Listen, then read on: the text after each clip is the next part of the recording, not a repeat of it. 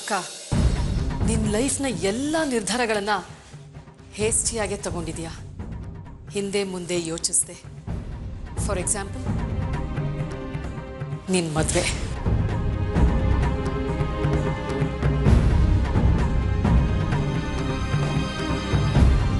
ನನಗನ್ಸುತ್ತೆ ಅಟ್ಲೀಸ್ಟ್ ಈ ಸರ್ತಿನಾದರೂ ನೀನು ಯೋಚನೆ ಮಾಡಿ ಡಿಸಿಷನ್ ತಗೋತೀಯಾ ಅಂತ.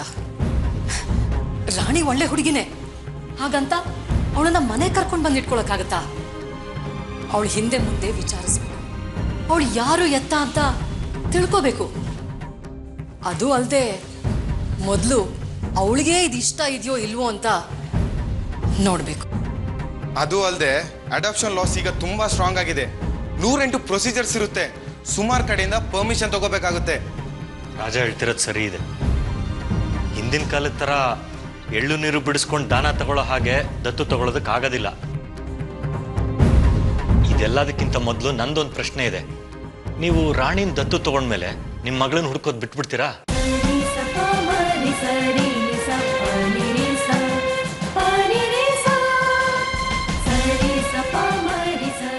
ಅಥವಾ ನಿಮ್ಮ ಮಗಳನ್ನ ಮರ್ತೇ ಬಿಡ್ತೀರಾ?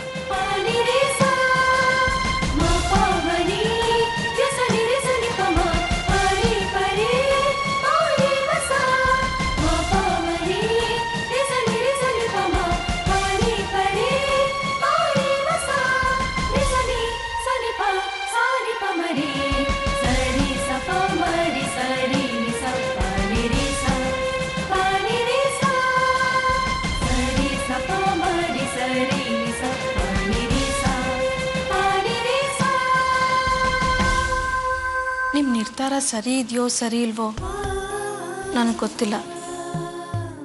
ಇದರಲ್ಲಿ ಯಾವ್ದು ತಪ್ಪು ಯಾವ್ದು ಸರಿ ಅದು ನನಗೆ ಗೊತ್ತಿಲ್ಲ.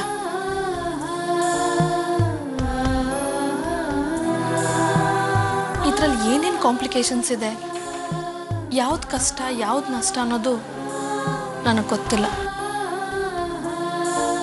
ಆದರೆ ನೀವು ಈ ನಿರ್ಧಾರನ ನಿಮ್ಮ ಮನಸ್ಸಿಂದ ತಗೊಂಡಿದ್ದೀರ ಅನ್ನೋದು ಮಾತ್ರ ನನಗೆ ಗೊತ್ತು. ಅದನ್ನ ಇವ್ರು ಯಾರು ಅರ್ಥ ಮಾಡ್ಕೊಳ್ದೆ ನಿಮಗೆ ಸಪೋರ್ಟ್ ಮಾಡದೆ ಹೋದ್ರು ನಾನು ನಿಮಗೆ ಸಪೋರ್ಟ್ ಮಾಡ್ತೀನಿ.